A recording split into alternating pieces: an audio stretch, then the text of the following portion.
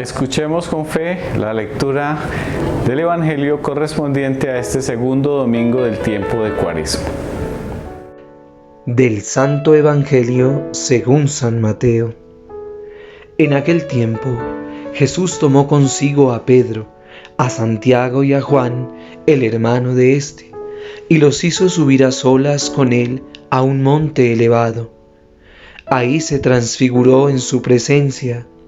Su rostro se puso resplandeciente como el sol, y sus vestiduras se volvieron blancas como la nieve. De pronto aparecieron ante ellos Moisés y Elías, conversando con Jesús. Entonces Pedro le dijo a Jesús: «Señor, qué bueno sería quedarnos aquí. Si quieres, haremos aquí 3 chozas, una para ti, otra para Moisés y otra para Elías». Cuando aún estaban hablando, una nube luminosa los cubrió y de ella salió una voz que decía: «Este es mi Hijo muy amado, en quien tengo puestas mis complacencias. Escúchenlo». Al oír esto, los discípulos cayeron rostro en tierra, llenos de un gran temor. Jesús se acercó a ellos, los tocó y les dijo: «Levántense y no teman». Alzando entonces los ojos, ya no vieron a nadie más que a Jesús. Mientras bajaban del monte, Jesús les ordenó: «No le cuenten a nadie lo que han visto, hasta que el Hijo del Hombre haya resucitado de entre los muertos». Palabra del Señor. Después de sufrir las tentaciones en el desierto, Jesús va con Pedro, Santiago y Juan a lo alto de un monte y allí se transfigura delante de ellos. Cambia su aspecto y aparecen allí 2 personajes del Antiguo Testamento, Moisés y Elías. Luego de aquel momento especial, pues Pedro dice: «Hagamos 3 chozas, una para ti, otra para Moisés y otra para Elías». Y se escucha la voz del Padre que dice: «Este es mi Hijo amado en quien me complazco, escúchenlo».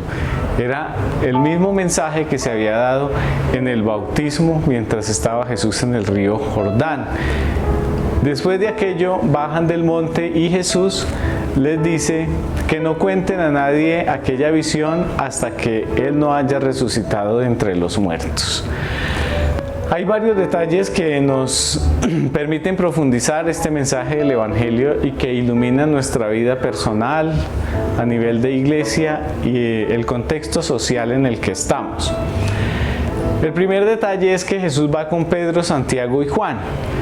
Fueron apóstoles que son llamados columnas de la iglesia y que estuvieron presentes en otros momentos especiales, como cuando Jesús ora por la hija de Jairo y la resucita, una niña de 12 años. Pero también estuvieron en el Monte de los Olivos, cuando Jesús aparece allí como desfigurado por la situación de crisis que estaba viviendo. Si ellos estuvieron viendo el momento de la gloria de Jesús en la transfiguración, pero también vieron cómo Jesús pasó por el cáliz del sufrimiento allá en el Monte de los Olivos. Y aquí es importante que nosotros tengamos en cuenta que el Señor nos llama a vivir una intimidad con Él, a que seamos sus amigos.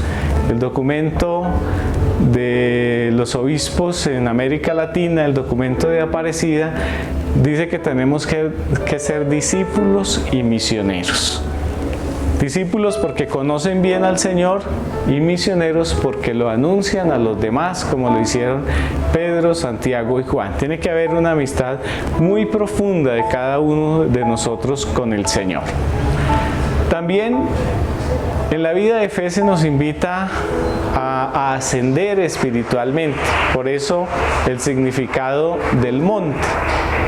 El monte de la transfiguración nos recuerda a los 2 personajes que aparecen conversando con Jesús, Moisés y Elías. ellos también en el monte tuvieron un tiempo de oración y allí recibieron un mensaje especial del Señor. Ellos vienen a decirnos que Jesús conversa con la ley representada por Moisés y con los profetas representados por Elías. Viene a conversar con el Antiguo Testamento, pero Jesús está en el centro de esa historia que mira hacia el futuro a partir de la resurrección. Y por eso nosotros somos una iglesia que bebe de las fuentes del Antiguo Testamento, pero que sobre todo está centrada en Jesús, en el Hijo del Padre Celestial, en el Hijo de Dios, en el Mesías, en aquel del cual nosotros libremente hemos decidido ser sus discípulos. Y es importante que nosotros escuchemos la voz del Padre. El Padre nos vuelve a indicar a Jesús, que es el camino, la verdad y la vida. El Padre nos vuelve a decir que lo escuchemos a Él. Que este tiempo de Cuaresma siga ayudándonos a escuchar al Señor, que realmente lo escuchemos a través de su palabra, a través de los acontecimientos de la historia, a través de la voz de los pobres y de todos los que sufren. Hay que escuchar al Señor para que podamos entender que vamos caminando también nosotros hacia la Pascua y que en nuestra vida habrá sufrimiento, pero habrá también alegría, habrá muerte y habrá resurrección, habrá cruz, pero también estará la plenitud de la vida. Que el Señor a través de este mensaje fortalezca nuestra intimidad con Él, nos ayude a ser sus amigos, nos ayude a escuchar al Padre en este momento de la historia y haga del misterio pascual el centro de nuestra vida. Que María, la Madre de la Iglesia, nos acompañe en este caminar. Diócesis de Soacha, en sintonía con la evangelización.